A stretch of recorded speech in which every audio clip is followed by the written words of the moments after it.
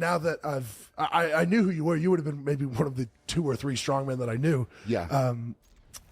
To think that I've been a part of the end of your career, and you've been a major part of the start of my strongman career. Yeah. It's pretty cool to think about. Dude, it's great. It's great. And like those moments, you know, will not be forgotten, right? Like all of them. Never. Right. And Never. it's like they're done, and it's, you know, things happen, man. It's neat. It's neat. I like, and you and I had this conversation too about competing, because I thrive on it. Yeah. I love it, man. Loved it. Always loved it. And what I loved was, well, you know, for a while it's Pujanowski, then it's, you know, for a large part of my career it was Zadrunas, right? Where like I loved the competitiveness, and then, you know, like going into my last contest with Strongest Man on Earth, it was you, right? Yeah. Like it's like this is the dude, like I'm focused on this. You know, obviously Tom Stolman to a certain extent, and some different things, you know, Trey Mitchell too, but like it was, you know, it's like, hey man, like these are the guys, right? Like this is competing, and what I'm so excited about. And, you know, those moments of competition, like it's a driver, right? Like you, any competitive person, like if you're in that state, and I don't think many people understand that level of competitiveness, because you have guys that get to a level, and then there's others that are, and we could talk about this too, because I want to get in your mindset of just that in a way, because this is what fascinates me, like personally with people, is like digging a little bit below the surface when it comes to how you approach a contest. And, you know, but these moments, like, you know, when you're going against somebody that's competitive, that is ready to win, right? Yeah. Like they are going to win. They want to win. Like, and there's a different person. You can almost see it, where they want to talk about winning, right? Or say like, I'm doing everything to win, or I'm coming in here to crush it. But they don't, you can almost see through it that that's not true. Yeah. Right. And then especially through their actions, it's not true. Yeah. And then they'll almost, in a way, like, I don't want to say find a way to lose, but have something that will happen. And then it's like, oh, I was going to win until this happened. And it's kind of, you know, it's interesting, man. It's interesting, but it's almost easier in a way to have an excuse as to why it didn't get done, rather than actually get it done, no matter what happens, regardless of circumstances or anything that's going on. Yeah. I mean, it does baffle me to a certain extent when, like, say a guy says, look out, I'm coming to win the next show. Yep. My deadlift is, you'll never expect what's coming. And I've always expected what's coming. Yeah. Always. And you know, if you say, okay, for example, I'm going to pull 1,000 pounds, my expectation is that you've moved 950 to 970 pretty well in training, but then they missed 950.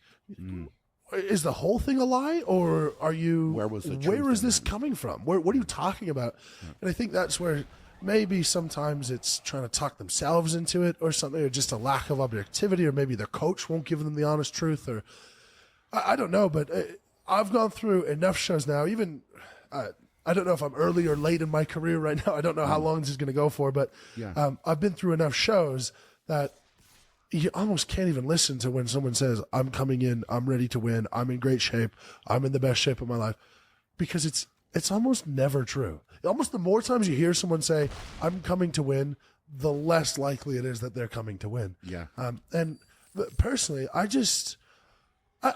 it's hard to think about, because I never think about training hard. I never think about sticking to my program. I never think about having good nutrition. They're just things I do. Yeah. It's just part of my life. It's just how I operate in my life. And it works to a negative extent, but it's almost as though, like, I just end up doing these things habitually, and then afterwards I'll reflect and go like, maybe I did travel too much this year. Maybe I did overcommit, but I'm just like, that's just what I'm doing. And it's an obligation to myself, it's an obligation to fans, but a large part of me is it's an obligation to my family.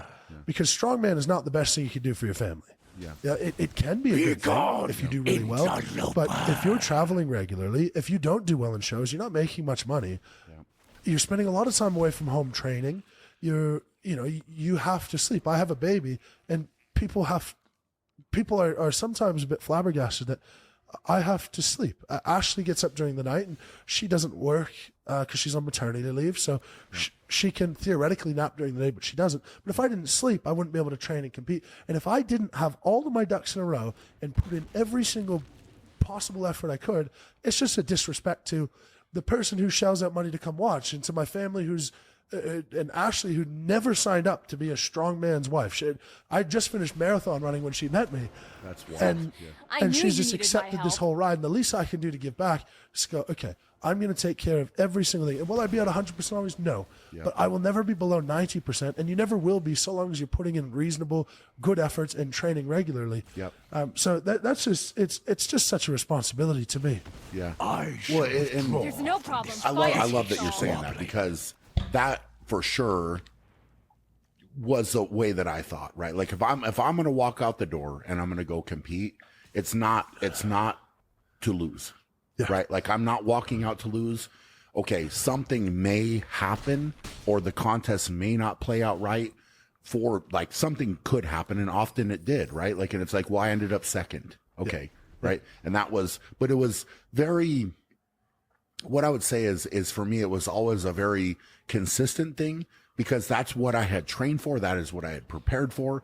So it wasn't this roller coaster ride of up and down where like this contest was first, now I'm eighth, and now I'm fourth. And then like, it was always like there or thereabouts, right? Even if something went wrong, okay, cool. Like, it played out this way. But I think that, that consistency, man, and what you're saying is so true, because this is what you do, right? And it's like, you are walking in prepared. You've done your homework. You've put the work into it, right? And this is what is, I know it's, at this point, I know it's what you're expecting of yourself too.